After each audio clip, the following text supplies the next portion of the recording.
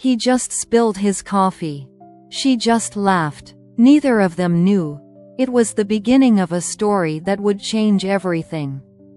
A night at the theater. A seat by chance. An awkward moment that turns into a conversation. A conversation that turns into anticipation. Anticipation that slowly becomes something more. They weren't looking for love. They were looking for peace. And somehow, they found each other. Coffee shops, snowy walks, warm hugs, quiet confessions, and a tradition born from one unexpected meeting. 1 year later, a small wedding, a house in the suburbs, and a life where happiness doesn't have to be loud. Sometimes love doesn't arrive like a storm. Sometimes it arrives quietly, and stays forever. Love Stories Max. Welcome to my channel. Enjoy watching, friends. Coffee, theater, and you.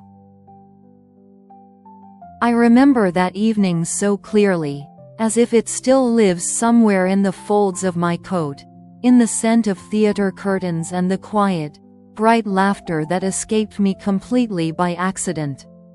That day, I wasn't planning anything romantic. Honestly, I wasn't even planning to go to the theater. My friend got sick, and the ticket had already been bought. "You love theater, Eleonora," she said. "I do. But that evening, I loved my blanket, tea, and a TV show a little more." Still, I went. I put on my dark blue coat, the scarf that always scratches just a little, and headed to the theater alone. The lobby smelled like perfume, old wood, and something very warm, maybe anticipation.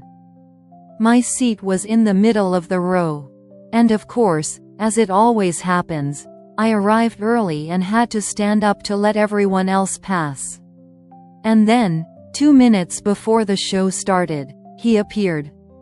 Tall, slightly flustered, holding the program in one hand and 2 cups of coffee in the other. "Excuse me, is this, seat 12? He whispered. I looked at his ticket. 12, right next to mine. "Yes," I nodded and stood up to let him through. And that's when the first little meeting happened. He tripped, not badly, but enough for the coffee to tilt dangerously. And part of it ended up on his own sleeve. I froze. He froze too. We looked at each other. And he said, completely seriously, "Well, at least now I smell like an intelligent person." I laughed. Quietly, but genuinely. "Was that your strategy?" "Of course. I wanted to make a good impression. That's how I met Justin. During the first minutes of the performance, we tried to behave like well-mannered people. But Justin kept trying to secretly wipe his sleeve with a napkin. The napkin tore. He grabbed another one. That one tore too. At one point he sighed and whispered, "I think I'm losing this battle with the latte." I handed him my handkerchief. He looked at me like I had just saved his life. "If we ever get married, I'll tell everyone you rescued me from coffee." I almost laughed out loud in the middle of a dramatic scene on stage. During intermission, he bought me a new coffee. "Now it's official. I owe you a drink and part of my dignity." We stood by the window, and he told me he didn't actually go to the theater very often. I bought the ticket because I thought I should become a more cultured person. And how's that going? So far, I've only become a wetter person.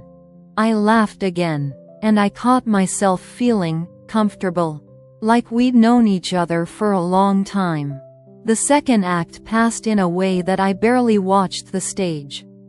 We occasionally whispered comments to each other, quietly laughed when an actor fell a little too dramatically, and at one point our hands accidentally touched on the armrest. We both quickly pulled away, and then put them back. When the performance ended, people started leaving. We stood up too. Listen, Justin said, a little nervous, honestly. I enjoyed talking to you more tonight than the show. And that's a little unfair to the actors. They tried their best, I said seriously. So am I, he replied. Can I invite you to another cultural event? Like coffee, where I'll try not to spill it. I said yes. Right before leaving the theater, he suddenly stopped and looked at the poster. Oh, look, there's another show here next month. Then he turned to me. If things go well, this could become our tradition. And if they don't, then at least I'll remain the guy who once spilled coffee on himself and met the nicest girl in a theater. I didn't answer then, but inside, it felt warm. Quiet. Right. A month passed. We came back to the same theater. And you know what? He spilled his coffee again. It's a style now, he said.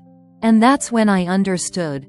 Sometimes love doesn't begin with perfect moments.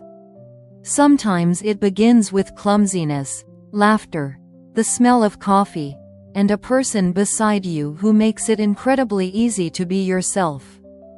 Our first date happened 2 days after the theater. Justin texted me that evening. I found a place that serves coffee that's almost impossible to spill. Want to test it? I smiled when I read his message. We agreed to meet at a small cafe near the river. It was quiet, with warm yellow lights, wooden tables, and the smell of fresh pastries. I arrived early. I always arrive early when I'm nervous. And I was very nervous. When Justin walked in, he spotted me right away and smiled so sincerely, like he wasn't just happy about the date, he was happy to see me. Good news, he said as he sat down. What news? I brought only 1 cup. For myself. You'll choose yours. I'm learning from my mistakes. I laughed, and the tension softened. We ordered coffee and sat by the window. Snow was falling slowly outside. At first, the conversation was careful. Favorite movies, work, childhood memories. And then, without noticing, it became easy. He told me how, as a child, he was afraid of performing on stage but joined a theater group anyway to overcome his fear. I told him how I once dreamed of becoming a pianist but was afraid I would never be good enough. He looked at me very seriously. You know, he said quietly, I think you're one of those people who believes they're not enough. But actually, you're more than enough. Something warm spread inside me. At one point I noticed his coffee was almost untouched. You're not drinking it? I'm protecting my reputation, he replied. This time, we laughed for a long time. After coffee, he suggested a walk. Snow had covered the riverside in a thin white layer. It was cold, and I instinctively wrapped my scarf tighter. A few minutes later, he asked gently, May I? And he took my hand. His palm was warm and steady. We walked slowly, talking about little things, sometimes quiet. And the silence wasn't awkward. It was comfortable. Near the bridge, he suddenly stopped. I have to admit something. What? I was really nervous about this date. Me too, I admitted. Good, he smiled. Then we were both brave. When he walked me home, we stood outside my building a little longer than necessary. I had a really good time tonight, he said. Me too. He hesitated for a second. May I hug you? I nodded. His hug was warm and careful, like he didn't want to scare the moment away. When I got upstairs, I found a small note in the pocket of my coat. Thank you for tonight, and for being you. P.S. I didn't spill anything today. Progress. And that's when I realized, something quiet and bright was beginning to grow between us. Something that felt like happiness. It didn't happen suddenly. Their first closeness grew quietly, from conversations, long walks, accidental touches, and that special feeling when being with someone feels calmer than being alone with your own thoughts. That evening, they went to the theater again. It had already become their little tradition. After the performance, they didn't rush to leave. Soft snow was falling outside, and the city felt muted, as if wrapped in silence. "Would you like to come over?" Justin asked softly. "Just tea. And I promise I won't spill anything." Eleonora smiled. She already knew, with him, she felt safe. His apartment was cozy and a little like him. Books on the windowsill. A blanket on the couch. Several theater programs stacked neatly together. They sat close, drinking tea, talking about the play, about the day, about small things. The conversation slowed, became quieter. At some point, a pause appeared between their words. Not awkward, warm. Justin looked at her carefully, as if he wanted to remember every detail of her face. "May I?" he asked softly. She nodded. His kiss was gentle, careful, as if he was afraid to scare the moment away. And after a second, she felt it. This was right. Calm, close. They sat together, leaning into each other, and the world seemed to grow quieter. Her head rested on his shoulder, his arm around her, and in that silence there was more than words. That night, nothing was rushed. Just warm conversations in the dim light. Light touches, soft laughter over little things. And the feeling that they were no longer just two people getting to know each other. When she fell asleep beside him, he whispered quietly, "I'm really glad you're here." And as she drifted off, she thought, sometimes closeness isn't about passion. Sometimes it's about peace, about warmth, about the feeling of home, in someone else's arms. A year had passed since that evening at the theater, when coffee first landed on Justin's sleeve, and something warm and unexpected entered Eleonora's life. Their wedding was quiet, exactly the way they wanted it. A small venue outside the city. Fresh flowers on wooden tables. Their closest people nearby, and so much light, soft, warm, calm, just like their story. When Eleonora walked toward him, Justin looked at her as if there was no one else in the room. During his vows, he added quietly, "I promise to love you, and to keep coffee away from my sleeve." She laughed through her tears. A few months later, they moved into a small house in the suburbs. It was quiet there. In the mornings, sunlight drifted gently into the kitchen. Justin made coffee, very carefully now, while Eleonora stood by the window in his sweater, looking out at the garden and feeling the same peace she had felt the very first time she was close to him. Their life wasn't loud or dramatic. It was something else. Saturday walks to the local bakery.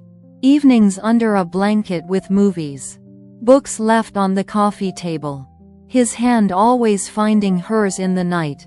And their tradition remained. Once a month, the theater. And every time, Justin bought coffee. "It's part of our story now," he would say. One evening, on their way home, Eleonora suddenly realized something. Happiness wasn't loud. It didn't arrive like a storm or a grand adventure. It arrived quietly, like warm light in the kitchen, like a familiar hand in hers, like a home where someone is always waiting for you. Sometimes she watched him, reading, cooking, or carefully watering the plants, and felt the same thought again. It all began at the theater. And with a cup of coffee he couldn't hold. Sometimes love doesn't arrive loudly. Sometimes, it simply stays. Forever.